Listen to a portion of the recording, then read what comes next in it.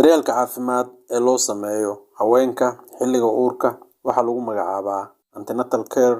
Waa daryeel haddii haweenka uurka leh u fahmaan una fuliyaan si sax ah sare u qaadi kara caafimaadka hooyada iyo cunuga uurka ku jira labadaba. Cilmi baarisyo la sameeyey dhowaan waxay caddeynayaan in Soomaaliya safka hore ugu jirto wadamada ugu badan xagga tirada dhimashada loo sababeeyo uurka. Casharkeena maanta ayaa ku faahfaahin doonaa daryeelkan waxa uu yahay, xilliga saxda ah ee hooyada uurka leh bilaabayso, meesha ay ka bilaabayso daryeelka, cidda bixinaysa daryeelka, iyo sida loo sameeyo daryeelka. Waxaan ku soo xiri doonaa dhibaatooyinka dhalan kara haddii ay hareer marto habraaca loo dejiyey daryeelkan. Soo dhawaada mar kale. halkan kala soco barnaamijyo caafimaad oo taxan ah, talooyin muhiim ah oo ku aadan caafimaadka sida wacyigelinta bulshada ee ka hortagga xanuunada halista ah iyo daaweyntooda. maalin kasta 4 galabnimo saacadda Geeska Afrika. waxaa barnaamijka idiin soo gudbin doono Dr. Timujira. fadlan subscribe channelkeena haddii aad ku cusub tahay. sidoo kale muuqaalada aan soo gelino like saar. waana ku mahadsantihiin daawashada muuqaalada aan soo gelino. mahadsanidin. Antenatal care waa daryeel caafimaad oo la siiyo hooyada xilliga uurka si sare loogu qaado loona ilaaliyo caafimaadka hooyada iyo ilmaha uurka ku jira si loo yareeyo khatarta dhimasho ee hooyada iyo ilmaha uurka ku jira labadaba. Daryeelkan waxay hooyada uurka leh ka heli kartaa xarumaha caafimaadka sida MCH-yada iyo isbitaalada qaar. Daryeelkan waxaa bixiya xirfadlayaal caafimaad oo u tababaran bixinta daryeelkan, kuwaas uu ku gudbin doono dhakhtar haddii loo baahdo.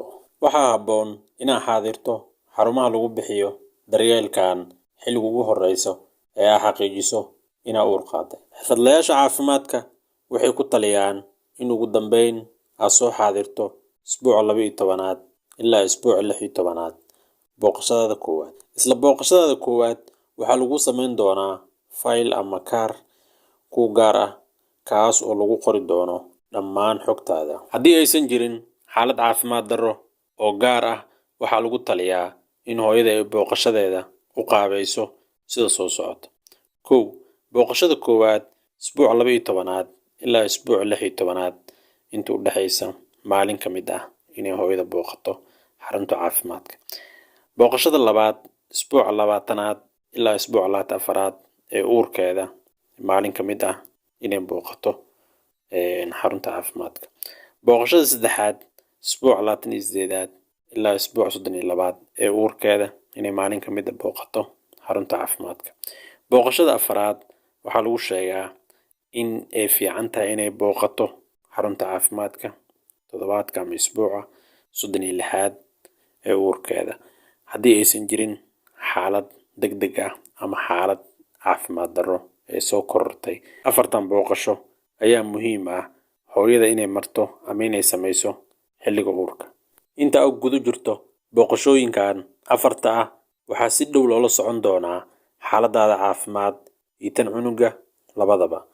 Waxaa laga baari doonaa wax kasta oo halis gelin kara xaaladaada caafimaad iyo tan ilmaha uurka ku jira labadaba, sida dhiig la'aan haddii jirto, cudurka duumada iyo xanuunada galmada lagu kala qaado oo ay ka mid yihiin waraawowga ama isfiilitada, jabtada, cagaarshowga nooca B, HIV/AIDS iyo qaar kaloo badan. Sidoo kale waxaa laga baari doonaa heerka cadaadiska dhiigga iyo heerka sokorta ee dhiigga si loola tacaalo xanuunada dhiigkarka iyo sokorowga xilliga uurka haddii ay yimaadaan, ama si lagu siiyo talooyin kaa caawinaya ka hortagga xanuunadan xilliga uurka.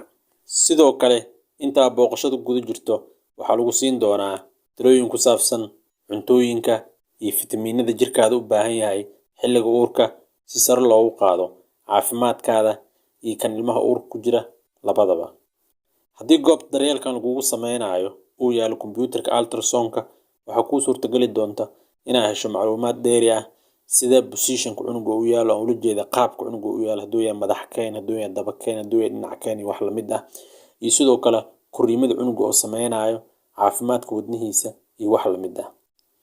Waxaa qaadan doontaa tallaalka tetanada inta aad guda jirto booqashooyinkan 4 ah. Wacyigelinta ku aadan daryeelka caafimaadka ee xilliga uurka antenatal care wax loo yaqaano wadankeena aad ay ugu yar tahay, waana sababta keentay yacni in inta badan aa aragto yacni ilmo sidaan u yaala ama sidaan u yaala ama sidaan u yaala. Qaar kaloo badanna ee isbitaalada u jiifaan xanuuno kala duwan oo ay ka dhaxleen daryeel xumo ku timid xilliga uurka. Ama waa sababta keentay inuu inay ziyaado tirada dhimashada hooyooyinka xilliga uurka.